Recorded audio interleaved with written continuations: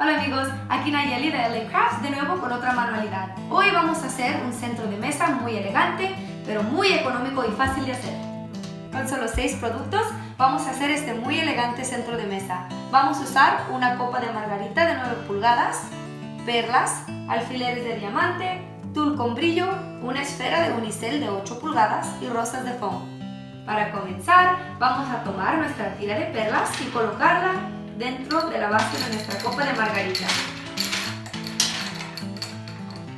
Ya que esté llena, vamos a cortar el exceso. Ahora vamos a cortar un pedazo de nuestro tul con brillo para poner en el centro de la copa.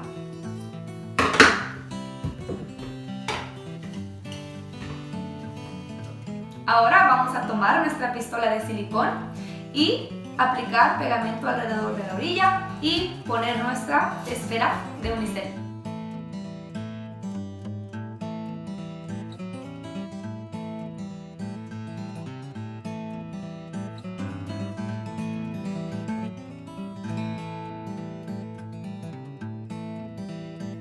Ahora vamos a tomar nuestro silicón y pegar las rosas alrededor de la esfera.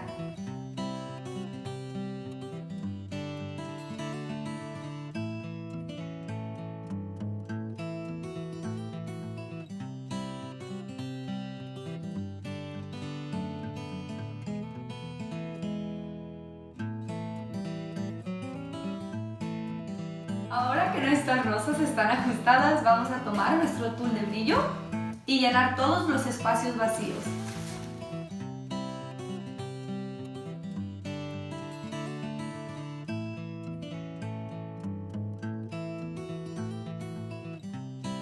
Ahora vamos a tomar nuestros alfileres de diamante y colocarlos en la base de nuestra bola de unicel.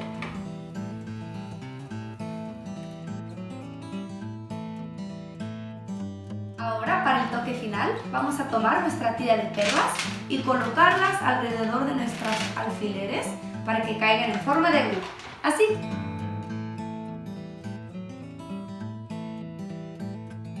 Y ahí lo tienen, un elegante centro de mesa para cualquier ocasión. Para más información o preguntas sobre nuestros productos, no olviden visitar lacrafts.com.